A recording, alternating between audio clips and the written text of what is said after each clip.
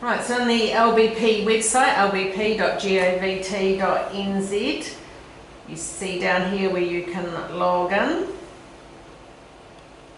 So if you haven't logged in before, you need to go in here and create a login, which requires over here like a username and a password. So I will log on.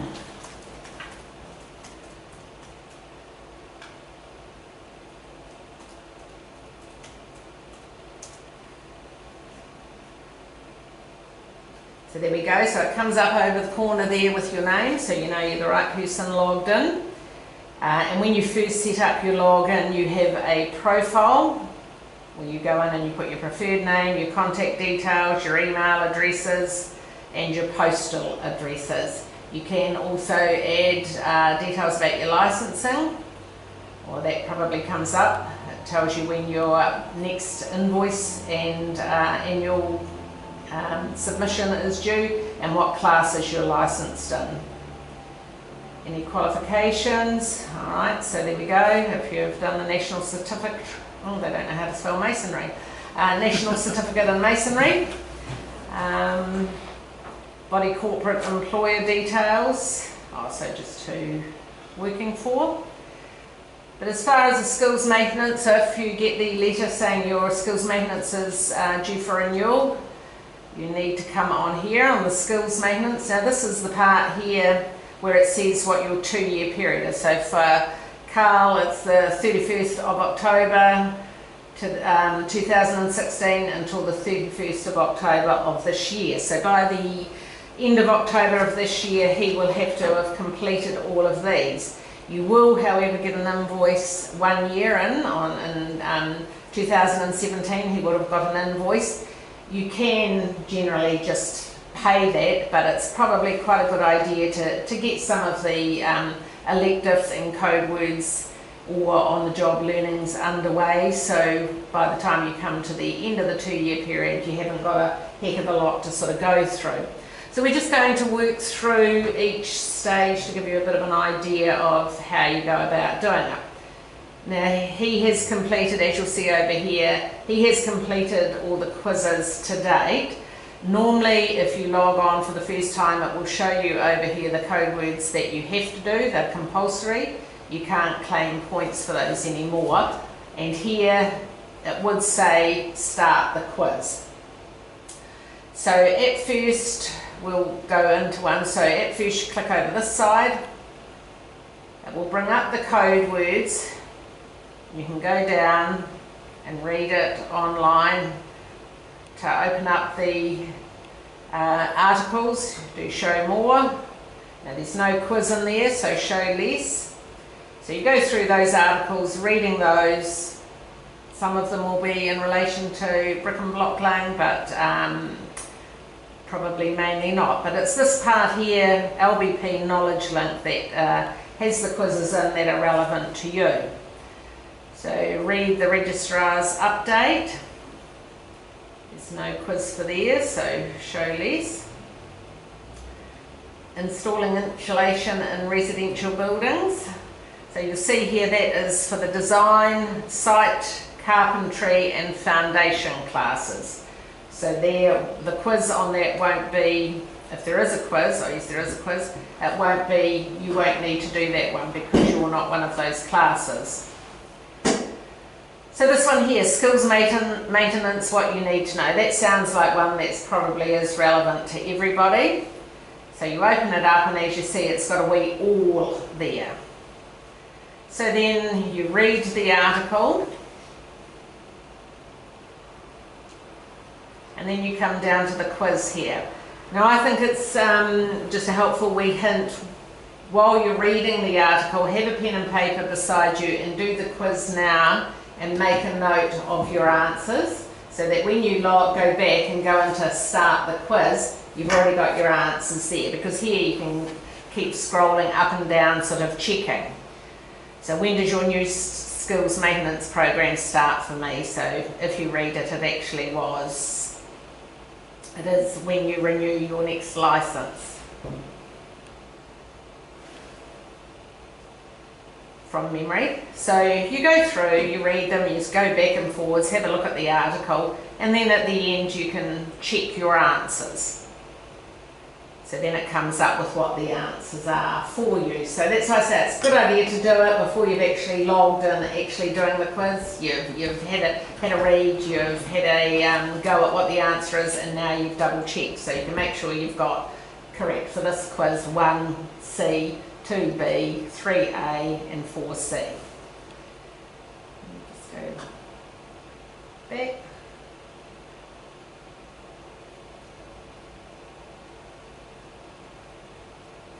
So there, so that one, so designer, disciplined for negligence and disrepute. I don't think there would be anything in there for us, but we'll double check.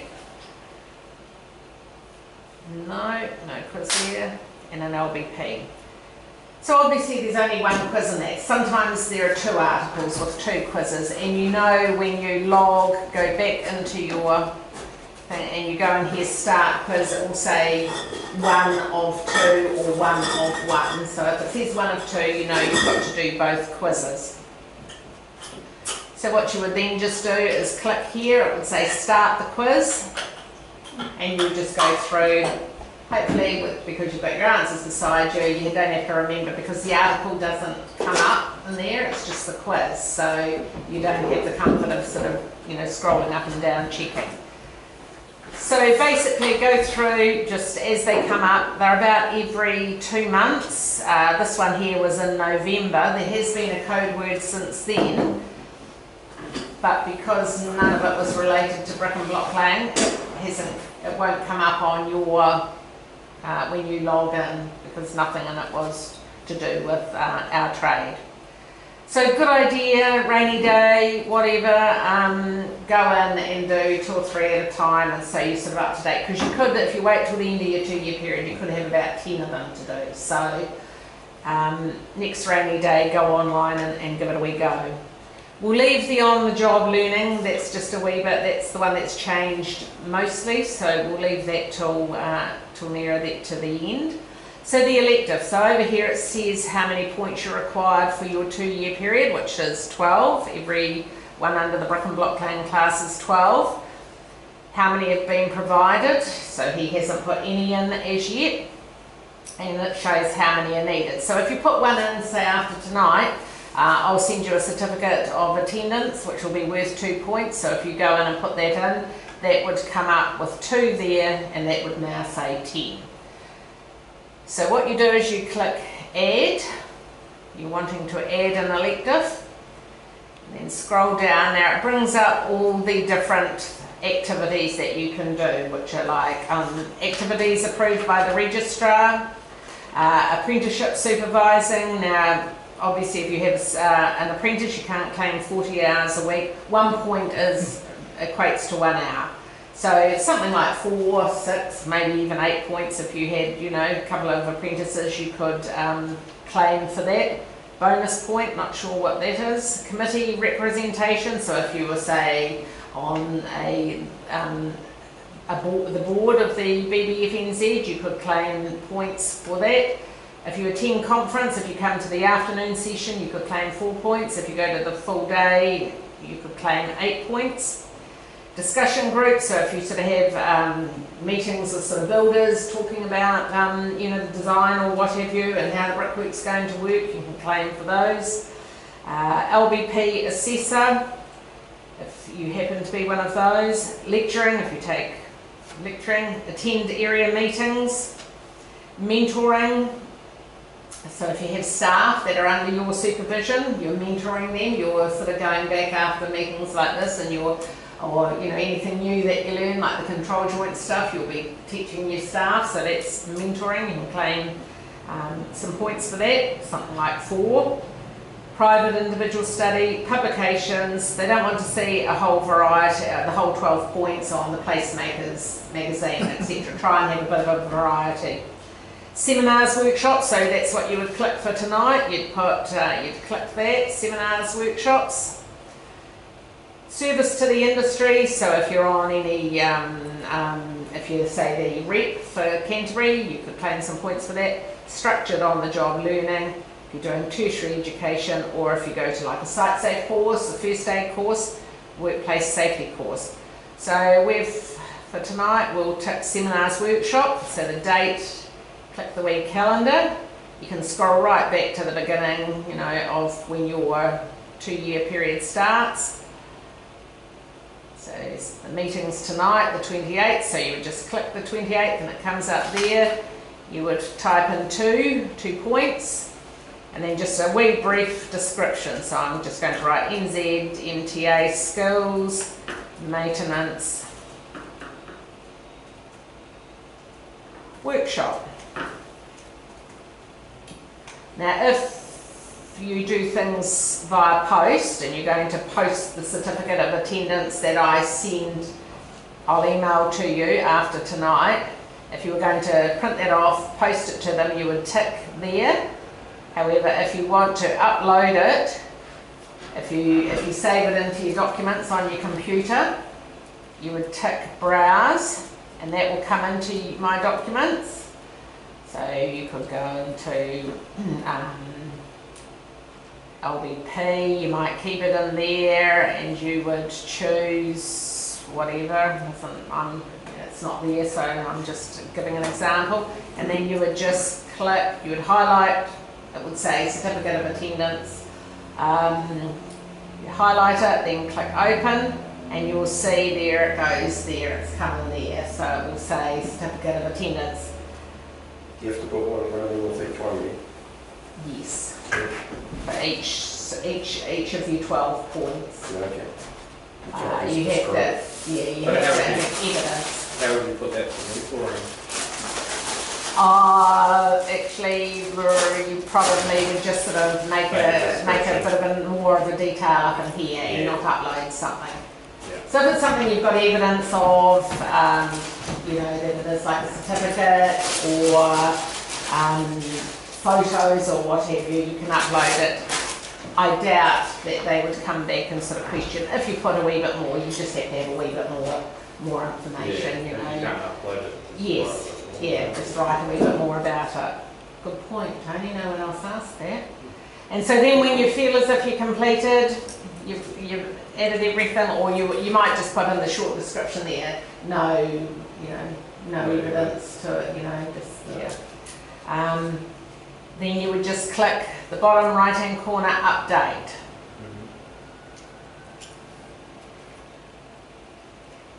It's just slowly moving.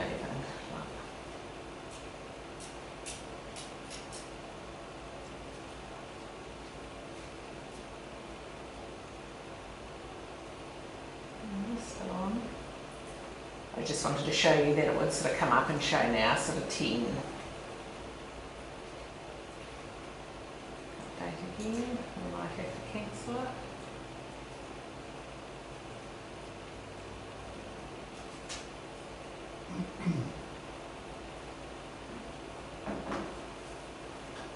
Right, so it has uploaded, so there it goes there, so I can delete that, which I will, because obviously it's not here and you can have the evidence. So you can then, after you've added it, if you want to add a bit more, or they come back to you and say, look, we add a bit more, you can go in and edit it, add a bit more, change some things, or you can delete the whole thing, which what I'll do. But you'll see up here, it now says, because you claimed 2 points that you've already provided 2, you've only got 10 more to do. So I will delete that. Are you sure you want to delete? Yes. And it will just go back to being still, oh no, it has no records to display. So that will, I assume, update at some point. I'll sort that out later on. So 12 points. So you can, just some examples, you can, you know, like as I said, the conference, meetings. So the NZMTA, we're going to be doing 5 meetings a year. So there's 10 points already for 1 year. So try and have a bit of variety though, as I say, you know, do a few other things, attend other bits and bobs. Most have to do the site safe or a first aid, just include a bit of variety. But I don't think it's too hard to get you 12 points, especially through being a member, because we are sort of providing all those different meetings for you. So then we'll go on to the on-the-job learning. This one here. So you need 2 on-the-job learning examples over the 2-year period. Now it is a wee bit different to what I thought they were expecting. It does seem to be watered down a wee bit, but we'll go in and have a look at one. So once again, you click the add. You're going to add an example. So the project building site. So I sort of recommend to people that if you do a bit of brick and block, do one of the jobs as block, one of them as brick. But if whatever you do, but just, you know, a bit of variety if you can, but otherwise, you know, not if it's both veneers. If it is veneers and one's a standard one, maybe try and choose one that's got a gable or some lintels or something, so you can talk a wee bit about or show that you're doing different stuff. So in this one here, you would put the building site, may have the consent number, might be like Oamaru Retirement Village or Parklands Retirement Village, you know, 444 Smith Street, Christchurch, building consent number. Then you come down to date completed. If it's got a record of work, if you've provided a record of work for that job, I would put that date, same date as the record of work, or approximately when you did the job. If you did it November last year, choose the date in November when you think you might have finished it. Well, yeah, so you can just sort of select a date, click that. Now these are the bits here that you need to add a little bit more about it. And sorry, in this top one here I would probably add brick veneer cladding or you know, 20 series masonry retaining wall, supply landfill or solid filled, so that they just know a wee bit more about the project. Right, so the regulatory knowledge, you need to just put a few sentences about what regulatory knowledge you used or needed to know working on that job. I will send through, after tonight's meeting, these notes which have got lots of different examples for you. So say it was a brick veneer cladding, you could say the cladding meets the building code clause B2 for durability, which is the 15-year durability that your work has to last for, or building code. I'm going to send them out to you, so don't worry about taking too many notes. I've added quite a few.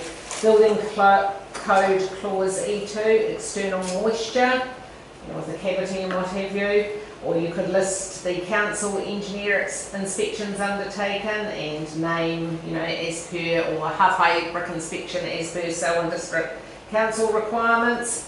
That the blockwork or the cladding meets standard 4210 or the handbook 4236 for masonry veneer cladding. So it's just things that legally your work has to meet those standards. So if I can think of any more, I'll add to them, but I think there's sort of enough in there for you to choose. You only need to put one thing. So like, you know, the cladding meets building code clause E2, external moisture. Technical knowledge, the next one. So this is where you can talk about if you've done something different. So if you're working in a sea spray zone, you could say sea spray zone, use stainless steel ties. If you're working in a high wind zone, what the requirements were for that, earthquake zone requirements, the cavity width that you used, the inspection requirements, half-high, lintel inspection, control joint method and requirements that you used for veneer and or structural, lintel bars and flashings, what overlap that the overlaps were requirements as per SNZ 4236, tie spacing requirements as per the standard, flashings around openings and pipe works were completed, block fill MPA that you have used, whether you use the high-low lift method for block fill, clean outs as per drawings. These are just all examples, there's a whole list of them. Reinforcing type, placement method used, etc, etc. If you did stack bond, veneer, anything a bit different, say special features like keystones, stone lintels, arches, etc. They would all just go in there, and you just list a couple of sentences, you know, what you did. Health and safety, well, we all do that. Fairly much so. You might just say PPE and in use as required. You might talk about dust extraction method if you've got vacuum happening or dry cutting.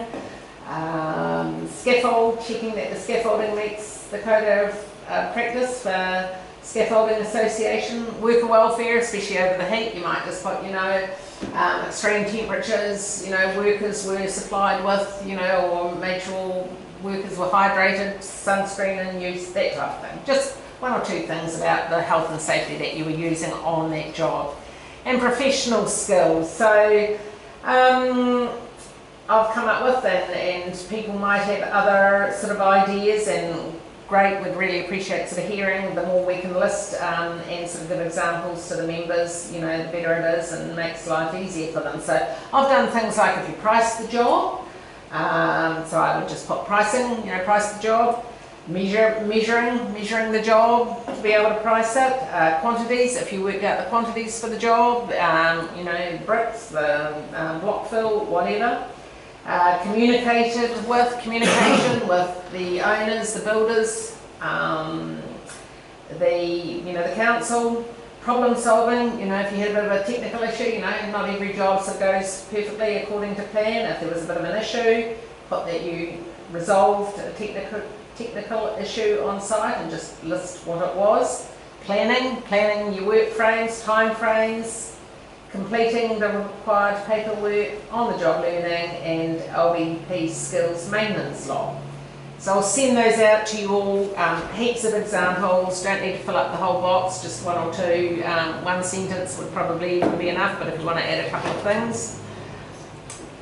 Now, once again down here, if you've got some evidence, if it was say photos, you could, you can only really upload one file, it seems. So, if you had a photo of that job, say if it was something a bit different, like a keystone or a stone lintel, or your lintel flashings, take a photo and you could, that's where you would browse, choose the photo that you want to upload, then click upload and it would sort of come up.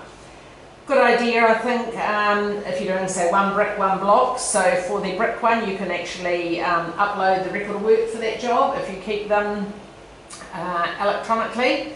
And then I sort of, had said to the guys, maybe do the record of work for one of them, photo for the other, or an engineer's report or an inspection report.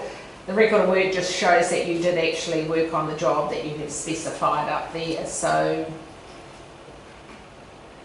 that's really it. And then once you've uploaded that and you feel comfortable with it, you just click update, but it also has the ability to go back later on and edit and delete it if you've come up with another job that you would prefer. So really, with these things here are just the ones that I think, the guys have struggled a wee bit with. What on earth do I write there? So hopefully the examples I've given, and we'll be emailing out later on.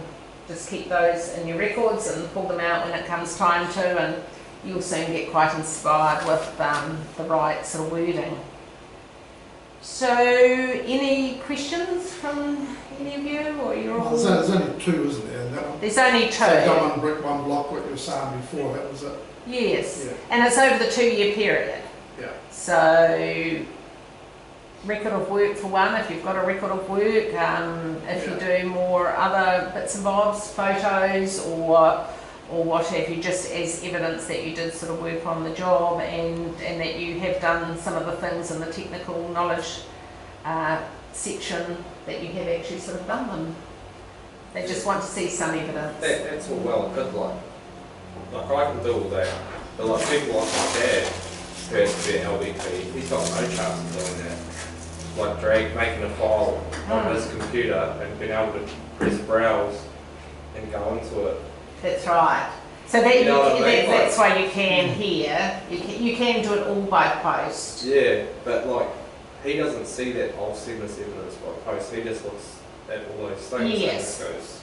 That's right. That's Oh, right. yeah. I can't do Yeah, this. same thing. Well, this is Which what. this is like this is really good what you're doing, but for everyone who has to be LBP registered in the whole country. I know. Well, that's what several of, when I was travelling around last week, quite a few of them said the MB should actually be paying people to do presentations like this right throughout the country, because it's all very well putting these things in, but for people that are, it's just so many of the construction, you know, a huge percentage are not IT savvy. I mean, I'm not I IT didn't even know savvy. how to do all this. Like I clicked on it and looked at it and I was just like, man, Yeah, switched off. And then so when Come you back said, to I'll hold the thing, I was like, sweet, I'll come. And now it's easy as to me, Yes. because I know what to do. Yeah.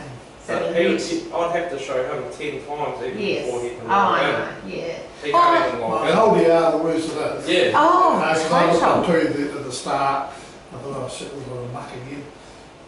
Till you find out how to work the thing, just like you've shown, and then it all becomes easy again.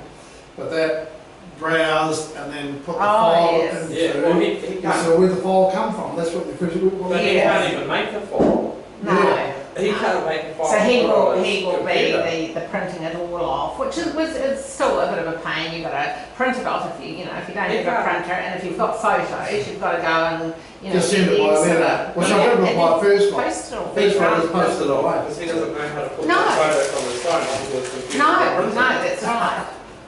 Yeah, So take it into these the guys chemist just and get getting it yes. free, It is. man. It is. Wow. A lot of people It's sort of feel ridiculous. that. Like, yeah, but it's really good what you're doing. Like, this is awesome. Oh, thank you, Adam. But for like him and No, and a lot of tradesmen. And we do a lot of need to, chance. we do need to probably We've already put done that something trade together. Yeah. Something together for those that do it manually. I mean, it would be if it was photos, it would be a case of going down and dropping your, what did we used to do? Drop them into the chemist or the Develop it, Photoshop, yeah. and they'll develop them, and then you'd have to somehow. But it's Go he's somewhere got where to there's do a that. photo- yeah. We're like, I'm not doing that. It is difficult. Right, so we'll just finish off that session.